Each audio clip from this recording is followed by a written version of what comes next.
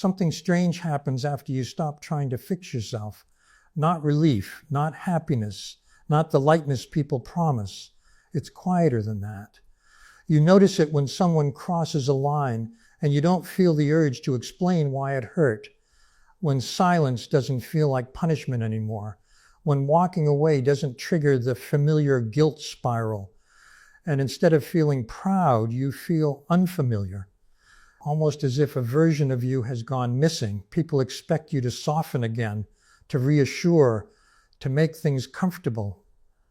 But that instinct doesn't rise the way it used to. And that's unsettling.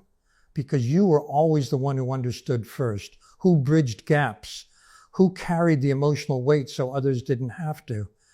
Now something has shifted, not outwardly, internally. You still feel, you still notice, you still perceive things others miss. But the reflex to act on it has weakened. You pause longer before responding. You let misunderstandings sit unresolved. You don't rush to repair every emotional disturbance in the room. From the outside, it looks like distance. From the inside, it feels like something loosening its grip. And this is where confusion begins. Because you were told that growth would make you warmer, more open, more available. Instead, you feel more contained, more selective, almost neutral. You're not cold, but you're no longer porous. People notice this before you do. They say you've changed, that you're harder to read, that you seem less affected. Some say it like a compliment, others don't, but none of them can quite name what's different. Neither can you. You just know that things that once hooked into you now slide off. Drama doesn't pull you in. Emotional chaos doesn't activate you. Urgency doesn't command your attention the way it used to. And yet, you don't feel numb. You feel grounded in a way that doesn't ask for permission. That's when the doubt creeps in. Am I becoming detached? Am I losing my empathy? Am I becoming selfish? Because the old version of you equated caring with involvement, with responsiveness, with emotional availability on demand. And now those equations don't hold. You can care deeply and still not engage. You can understand someone completely and still choose not to intervene. You can feel compassion without offering access. That contradiction feels wrong at first because your identity was built around emotional contribution. You were valuable because you felt, because you noticed, because you showed up emotionally when others couldn't. But now showing up feels optional, and optionality is dangerous to identities built on necessity. You start to see patterns you didn't notice before. How often people relied on your emotional presence without offering theirs in return. How frequently you were the stabilizing force while quietly destabilizing yourself. How connection often meant you absorbing what others didn't want to process. Seeing this doesn't make you angry. It makes you still. Stillness replaces urgency, and stillness changes your posture in the world. You listen more than you speak. You observe without inserting yourself. You let conversations end without rescuing them, not because you don't care, but because you're no longer afraid of what happens if you don't. This is where others misinterpret you. They think you've become distant because you were hurt. They assume you're guarded. They believe you've closed your heart. But that's not accurate. Your heart isn't closed. It's no longer wide open to environments that don't respect its weight. There's a difference. You feel it most clearly in relationships. You no longer chase clarity. You no longer over-explain your intentions. You no longer bend yourself to be understood. If someone misunderstands you now, you let it be. And that feels radical because you used to equate misunderstanding with failure. You used to believe it was your responsibility to make yourself legible. Now you recognize something uncomfortable. Not everyone deserves access to your inner explanations. That recognition doesn't feel empowering at first. It feels lonely because your old way of connecting involved transparency without filter. And now transparency feels earned. You don't offer your inner world immediately. You watch how people handle small truths before offering larger ones. You observe how they respond to limits. You're no longer impressed by intensity. You're no longer drawn to emotional volatility disguised as passion. Calm draws you now. Consistency, clarity, emotional neutrality that doesn't demand performance. This is when people start calling you different. They say you're not as reactive, not as emotionally expressive, not as available. And maybe that's true, but availability used to cost you more than you admitted. You don't feel the need to prove your empathy anymore. You don't feel the urge to demonstrate care. If someone feels it, they feel it. If they don't, you don't scramble to convince them. That shift is subtle, but irreversible, and it raises a quiet, unsettling question. If empathy no longer defines you by how much you give, then what does it define you by now? That question sits with you, because the version of you that emerged isn't what people describe as healed. You're not softer, you're not lighter, you're not endlessly compassionate. You're clearer, more self-contained, less entangled.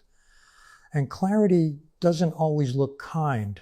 It looks calm in moments where kindness used to be reactive. It looks silent where explanation used to spill out. It looks like choice where obligation once ruled. This is the stage people don't talk about. The stage where empathy stops being a reflex and becomes a decision. And decisions change power dynamics. In part 2, we'll move into what this version of you actually becomes once empathy is no longer fused with self-sacrifice. Not the inspirational version, not the softened one, the real one. And why that version makes some people uncomfortable while finally allowing you to breathe. What emerges after real inner repair isn't what people expect. It isn't endless compassion. It isn't spiritual warmth. It isn't saint-like patience. What emerges is discernment, and discernment changes everything.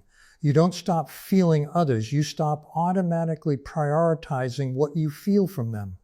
This is the shift most people don't see coming, because for most of your life, empathy functioned like a reflex. Someone felt discomfort and your system moved toward it. Someone struggled and you leaned in. Someone crossed a line and you explained it away. Empathy wasn't something you chose. It was something that happened to you. But after real inner repair, empathy separates from compulsion. You still sense emotional undercurrents. You still register subtle shifts. You still understand motives faster than words. What's gone is the urgency. That urgency was never love. It was conditioning. It was the learned belief that emotional awareness required emotional responsibility. And once that belief dissolves, a very different empath appears. This version of you does not rush to soothe, does not fill silence, does not rescue conversations that collapse. You allow discomfort to exist without intervening, not because you're cruel, because you finally understand something deeply unsettling. Not every emotional disturbance is yours to resolve. This is where people start calling you cold because they were accustomed to your emotional labor. They relied on your availability to stabilize situations they didn't want to face themselves. When that stabilizing force disappears, they feel exposed. And exposure often gets mislabeled as your failure. But here's the truth. A healed empath doesn't become distant. They become contained. Their inner world no longer leaks into every interaction. They stop merging. They stop over-identifying. They stop confusing understanding with obligation. This containment is often mistaken for detachment. But detachment implies indifference. What you experience is selective engagement. You choose where your empathy flows. And choice changes the entire structure of your relationships. You notice it immediately. Some connections fade without drama. Some people grow uncomfortable around you.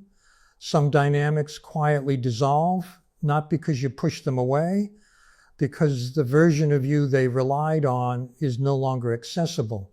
You don't overfunction anymore. You don't explain your boundaries in emotional detail. You don't justify your absence. You don't soften your no to make it easier to swallow. Your calm becomes firm. And firmness unsettles people who benefited from your flexibility. This is the part no one prepares you for. Growth doesn't always make you more likable. It makes you less usable. And that distinction matters. A healed empath is not endlessly forgiving. They are observant. They notice patterns instead of excusing them. They track consistency instead of potential. They respond to behavior, not promises. And this creates a different presence. You speak less, but with more weight. You react slower, but with more clarity. You leave sooner without collapsing into guilt, not because you stopped caring, because you stopped negotiating your inner safety. And here's the part that feels unsettling even to you. You don't feel the need to be understood anymore. That need once drove your over-explaining, your emotional transparency, your openness. Now, misunderstanding doesn't trigger panic. If someone projects onto you, you let them. If someone misreads you, you don't chase correction. You understand something now that you didn't before. People don't misunderstand you because you failed to explain. They misunderstand you because they see through their own lens, and you are no longer responsible for adjusting yourself to fit it. This creates a new kind of solitude, not loneliness, space. Space where your emotions finally stay where they belong, inside you, integrated, unrushed. You don't bleed empathy anymore, you offer it intentionally.